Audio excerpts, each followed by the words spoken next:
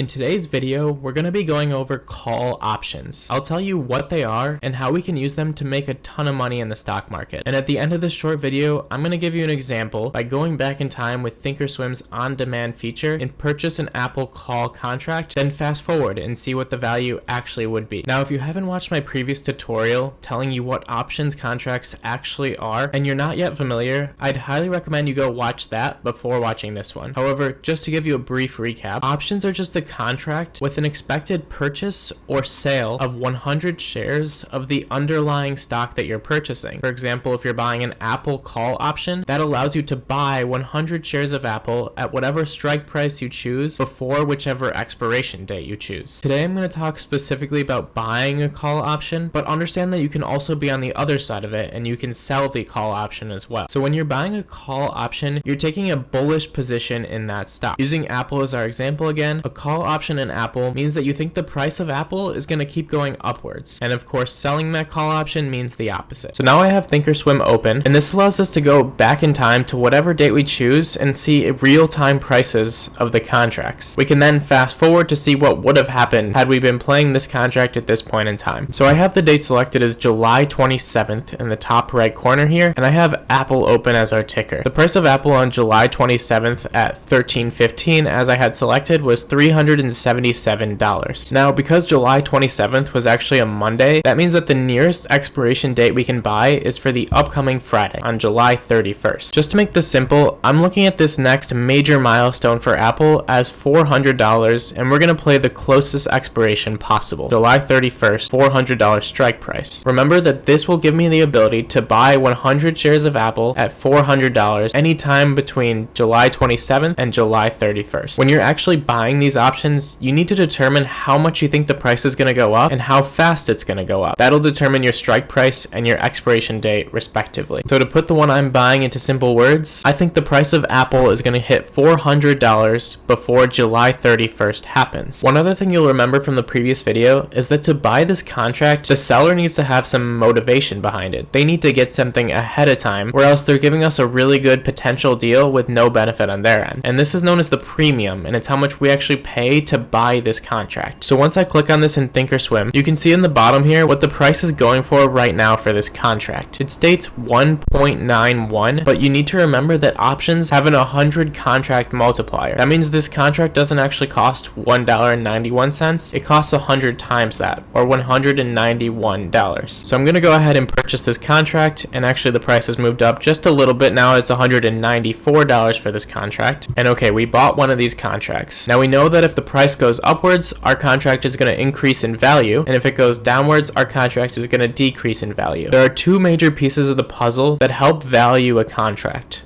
There's extrinsic value and intrinsic value. Intrinsic value talks about how much the contract is actually worth. Remember what the contract is stating, that we can buy 100 shares of Apple at $400 each. So if Apple is worth, let's say, $405 at any point in time this week, we know that our contract is worth $5 per share times the 100 shares we're allowed to buy. Our contract is going to be worth at least $500. That would be the intrinsic value of the contract. The extrinsic value of the contract is determined by a whole bunch of different factors, one of the most important being time. So whereas we have 4 days in order to execute this contract, you could purchase contracts that are months or years away, giving you even more time and more extrinsic value, and thus the price of the contract is going to cost more. Think of it this way: we're betting that Apple is going to go up $23 this week, but imagine how much more likely the chances would be if we said Apple was going to go up $23 over the next 1 year. The extrinsic value is using that percentage chance of the contract being in the money to value the premiums higher. So now let's go forward in time to the end of day on Friday and see what these contracts would have been worth at the end of the week. Okay, so I've fast forwarded to the end of July 31st here,